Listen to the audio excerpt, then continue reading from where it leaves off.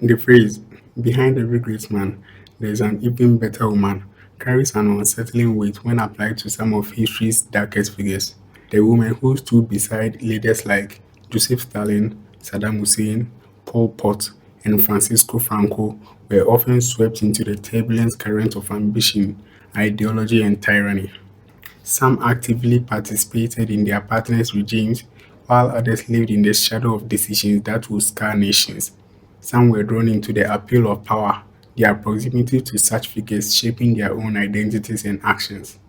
Others lived in quiet compliance, trapped in the oppressive shadows of men who shaped history through violence and fear. Their stories remind us that history's darkest chapters are rarely written by one hand alone. These partnerships often reflected the personal complexities that underpin public horrors. Sajida Talfa, wife of Saddam Hussein and also his biological cousin, became a central figure in the personal life of Iraq's former dictator. Their marriage, arranged by their families in 1963, marked the beginning of a union that will endure for decades. After 20 years together, Hussein married a second wife, Samira Shabanda, in 1986, while remaining married to Talfa.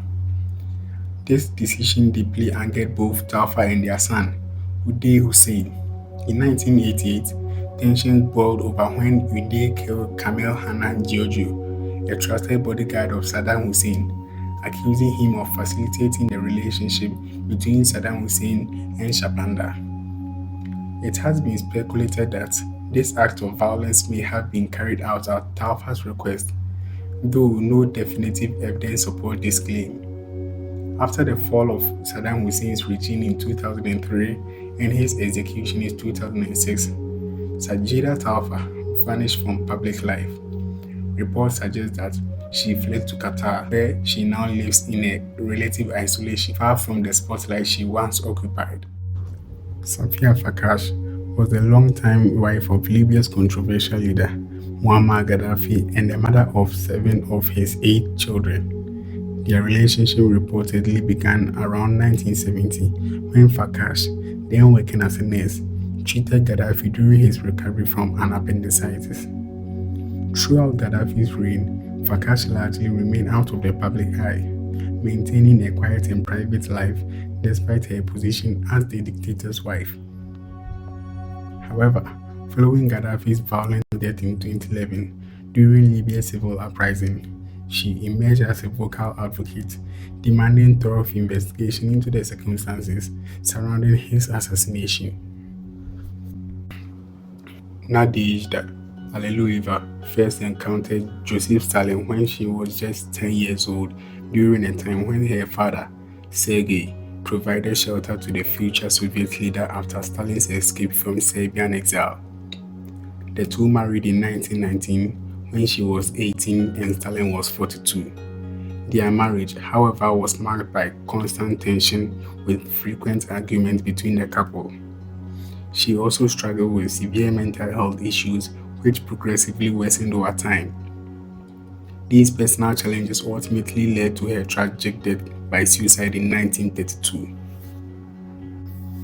May Capone, the wife of notorious Chicago mobster Al Capone, led a life that starkly contrasted with her husband's violent and infamous reputation.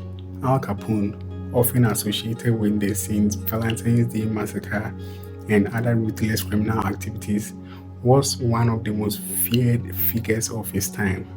However, May remained largely out of the spotlight, carving out of a quiet and seemingly normal existence. She married Al Capone in 1918, just 3 weeks after the birth of their only child, Sonny Capone. Regardless of the unconventional timing, May embraced her roles as a devoted wife and loving mother. Known for her dedication to family life, she maintained a routine of attending church regularly with her son and upheld her loyalty to Al Capone even during his imprisonment. Throughout his incarceration, including his years in the infamous Alcatraz, May visited her husband faithfully, steadfastly supporting him until the end. Ko Young-wee was the wife of North Korean leader Kim Jong-il and the mother of Kim Jong-un, the nation's current leader. Her life is shrouded in mystery, largely due to her reportedly lowly status within the North Korea's rigid social hierarchy, which has led to limited public information about her. Despite this, she is thought to have wielded significant influence over her husband, both in private and political spheres. Reports suggest that she played an advisory role, providing counsel on matters of governance and shaping some of Kim Jong il's decisions. Her health began to decline in the early 2000s and she passed away in 2004 from complications related to breast cancer. Q Ponnary was part of the notorious Cambodian Gang of Four, a group that drew inspiration from the Chinese Communist Party's inner circle. The other members included her sister, Q Thirit, her husband, Leng Sari, and Ponnery's own spouse, Salot Sa, later known as Pol Pot.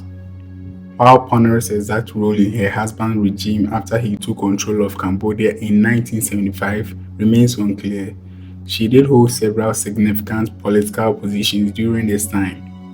By 1978, Ponnery's mental health began to deteriorate as she became consumed by paranoia linked to schizophrenia.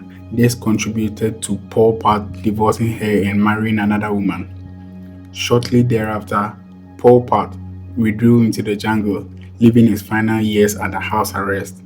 In 1996, Ponnery, along with her sister and brother-in-law, was granted amnesty by the Cambodian government, shielding her from prosecution. She spent the remaining years of her life under the care of Thirit and Leng Sari, passing away in 2003. Eva Braun, the wife of Adolf Hitler, began her relationship with him in 1929 at the age of 19. Hitler, then 42 years old, was 23 years her senior. Over their 16-year relationship, Brown is said to have attempted suicide twice. These incidents are often interpreted not as an effort to escape Hitler, but as a dramatic gesture aimed at gaining his attention and solidifying their bond. Despite their closeness, Hitler reportedly kept Brown away from the public eye, fearing that his association with the partner might reduce his appeal to female supporters. In 1945, as the Allied forces closed in on Berlin, Brown and Hitler were married in the Führer bunker. Shortly after their wedding, the couple took their own lives together, sealing their fate in a room within the bunker. Clara Petacci, also known as Claretta, was the long-term mistress of Italian Prime Minister Benito Mussolini. While Mussolini was infamous for his numerous entanglements, including marriages, affairs, and liaisons with female journalists, Petacci remained a constant presence in his life. She was the daughter of the Pope's personal doctor and shared a deep, enduring connection with Mussolini that set her apart from the others. In 1945, as the resistance brought Mussolini's regime to an end, Petacci stayed by his side, refusing to leave him. Both were executed by gunshot and their bodies were taken to Milan, where they were publicly displayed at a petrol station. Hung upside down, their remains became the focus of a vengeful crowd who gathered to unleash their fury on the pair. The grim spectacle marked the violent conclusion of Mussolini's rule. Carmen Polo, widely known as the First Lady of Mieras, was the first wife of Francisco Franco, the long-standing military dictator of Spain. Throughout Franco's authoritarian rule, which saw tens of thousands of political opponents silenced or forcibly disappeared, Carmen Polo played a key role in reinforcing his regime. Fiercely loyal and deeply involved in his affairs, she rarely allowed him to travel without her. Carmen Polo's influence extended beyond mere companionship. She was a steadfast supporter of Franco's policies and decisions, no matter how controversial. Her unwavering dedication to him and his regime cemented her as a critical figure in his government. Even after Franco's death in 1975, she continued to receive a large public pension. Amal al-Sadr, although not Osama bin Laden's only wife, is thought to have been his preferred companion. She is believed to have remained by his side during the September 11, 2001 attacks and continued her loyalty to him until his death in 2011.